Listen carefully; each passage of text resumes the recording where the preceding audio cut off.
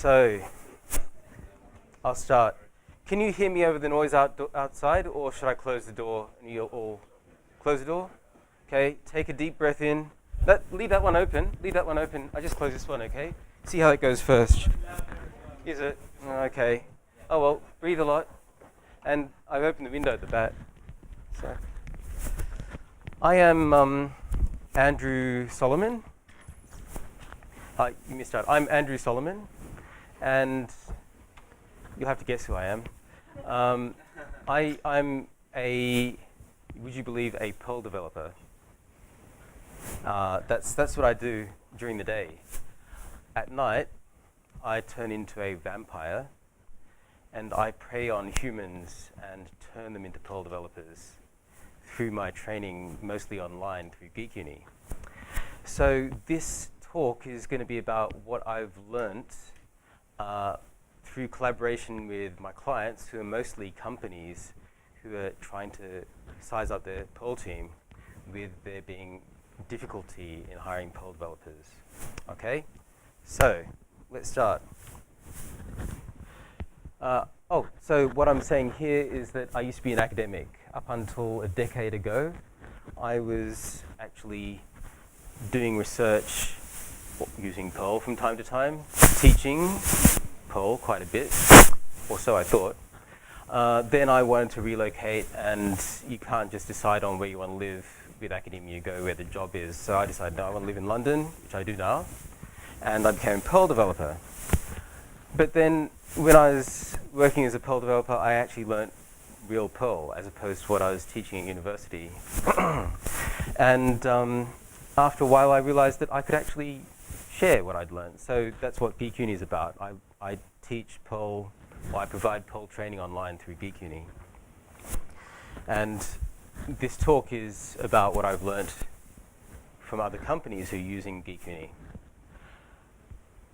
So, first question that we address is why grow your own Perl developers rather than just hiring them? Next question is, if you do decide to, how do you do it? And finally, I can't claim that it's easy peasy, so how do you avoid the risks?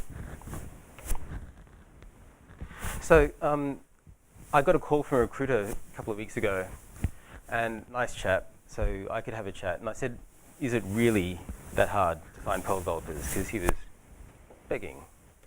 And he said, you know, Python recruitment is a bit like this metaphor, separating the wheat from the chaff. It's hard work, but it can be done. Whereas this is how he described Perl development: finding a needle in a haystack. So this is the challenge which I think brings us to consider growing Perl developers within your company. So the reason is because it's almost never taught in academia. I was teaching in academia, but I was the only university in Sydney and possibly the east part of Australia who was teaching it, and we weren't teaching a lot of it. We were just teaching, you know, it was basically a taster course. And so we were getting a foot in the door with getting jobs for our students. But the reason it's almost never taught is because that's not what the academics say, but it's a fact. They think it's not groovy to teach. And also the academics would have to do a lot of work to know enough to teach it. That's the reason it's not hip. Has anyone not read this article? Lucky you. Use and what they like, what they don't like. And what came out on the top as a language which people hate is Perl. So in case you weren't aware of this, this is what we're up against. Of course, Stack Overflow isn't everyone. It's probably the younger generation more than the older people. But hey, it's not to be ignored. And then there are the questions of why is it Perl has such a bad rap. And I mean, these are my theories, that Larry Wall was more a linguist than a designer of programming languages. I love Perl, by the way, but I can understand why many people would find it difficult, unpleasant, painful. It took hold with the dot-com boom, even though it had a long life before that. And Yahoo loved using Perl, and they're not our friends anymore. And Google is is pushing Python. So this is the problem set that I can think of that makes it hard to find universities teaching Perl. But I shouldn't, that's another talk, I think. So then, if you want to grow your own Perl team, how do you do it? So here's what I've been asking my clients to work out how they're doing, because I only know a little bit. I know the training and the assessment bit, but how that fits into companies, I had to ask people. And I did more of that just at lunchtime.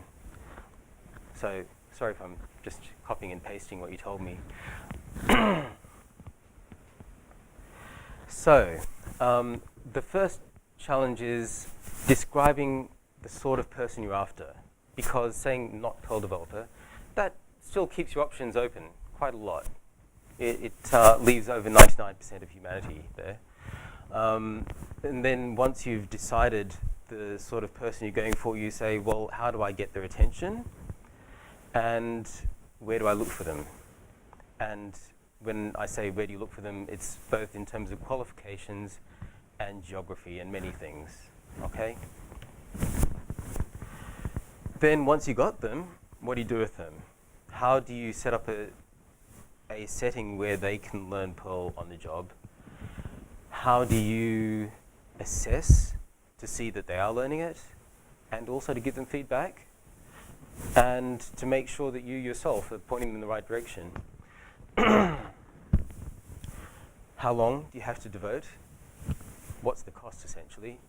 And what does the company have to do to make it a place which is receptive to people who aren't Perl developers going there to become Perl developers? And these are the people who gave me feedback for this talk.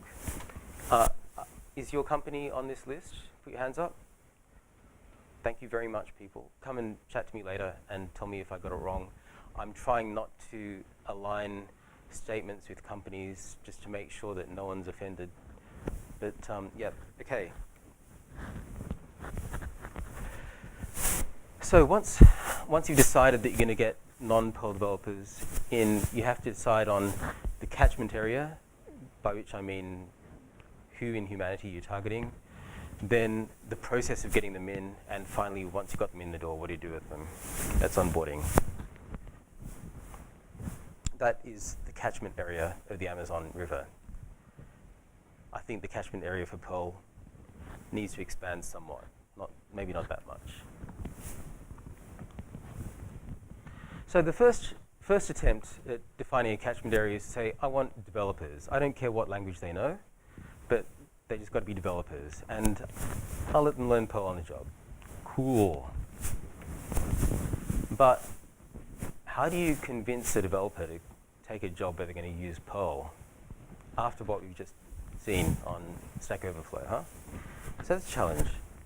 So then you think, okay, we'll take grads. They're innocent, they're just out of university, maybe school, not kindergarten, but they know technical stuff, and they haven't heard the bad stuff about Perl, so we'll try them, and they're desperate for a job. So let's go for them. But then soon they're asking these sorts of questions, which are things which you know, they're not big questions if you're already into C and C++, but these are people who did physics, right? You can't expect them to know it. And also development, the sort of norms of what's right to do, and constraining the range of variables, all that kind of stuff, and naming things. So it's far more that they have to learn. So once you've decided which of these categories you're looking at, I'm sure there are more categories, but these are the ones which I've been exposed to from my clients. Then you look into the process of recruiting them. First of all, you decide what kind of personality you're after. And this is what one of my clients said, and I think it's a very good summary of what you need. You can't go getting a 90% ego person because they are going to be coming in a very humbling situation where they realize they don't know nothing, and they have to feel comfortable to ask questions and not be too hurt when people say, no, you got it so wrong. So personality.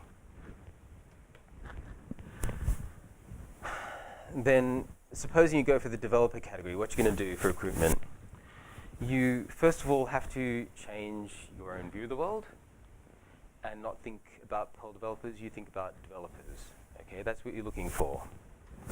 And don't go sort of talking Perl like it's a religion, because it's just a tool, okay?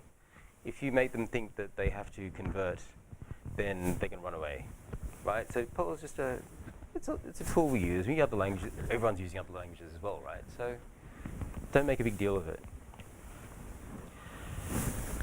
Then, because Perl isn't something which you can be proud of in public, you have to sell these other things, that your company's a lovely group of people to work with, and that the problems that people will be solving are really interesting.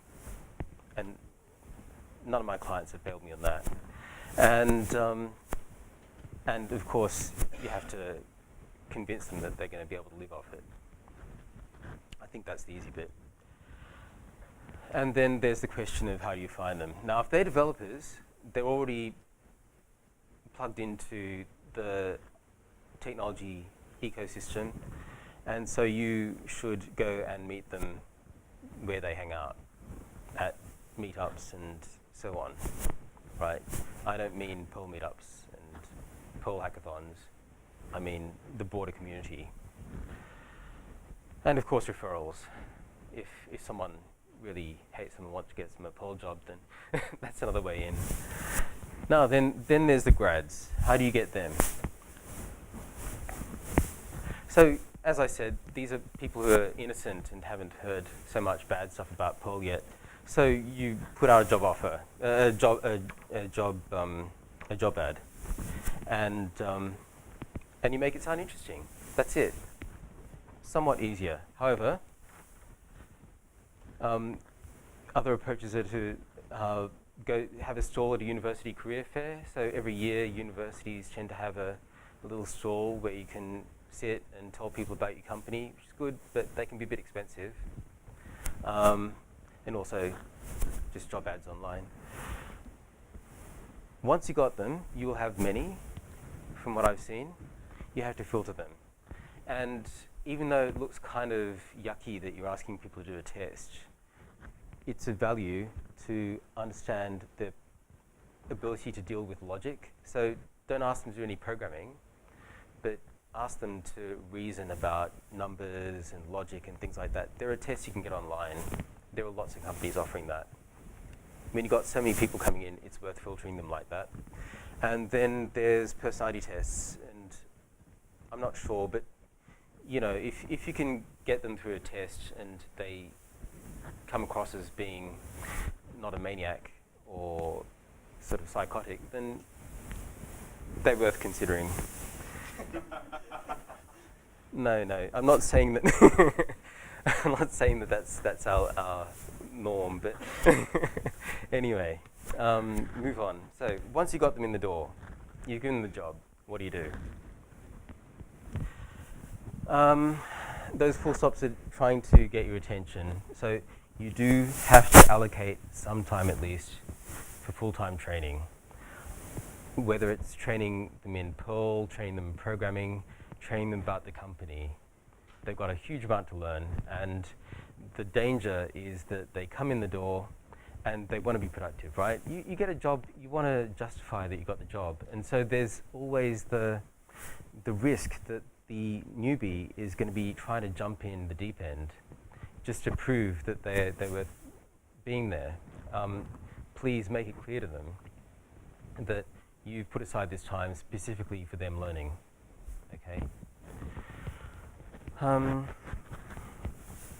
So one approach that I've seen companies do, and today I learned that even more companies are doing this, is to put them in second line support or third line support, first line or second line support, where they learn about the systems And that's a good way of learning about the business. And I think that's really good, actually. It gives them huge amount of context so that when they're solving problems, they're not asking silly questions like I do every day in my current job. They understand the business before they get their hands on the Perl. That's fantastic. But the problem is that your second line managers might be reluctant to let go of them.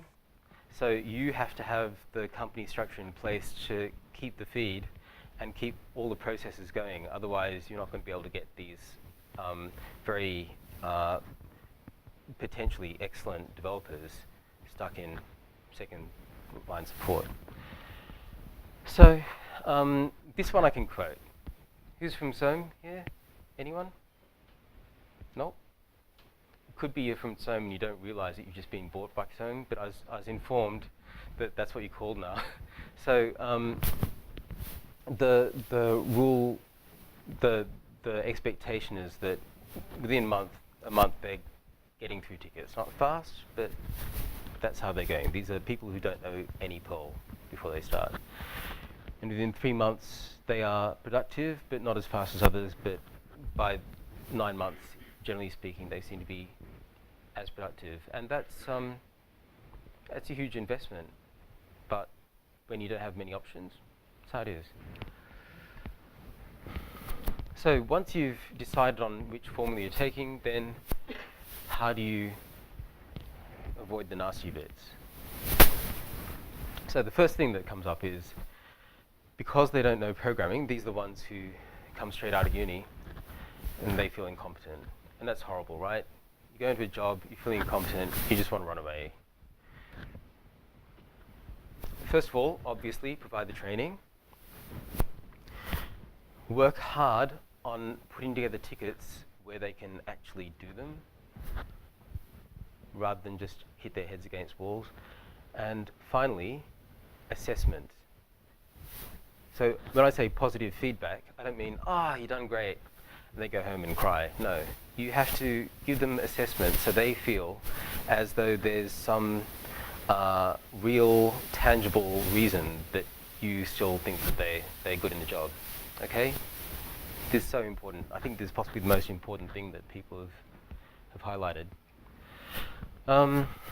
Another risk is that they admire your code. I mean, look, which .com booming company doesn't have Perl code that they're ashamed of? Hands up. See? Now, sorry?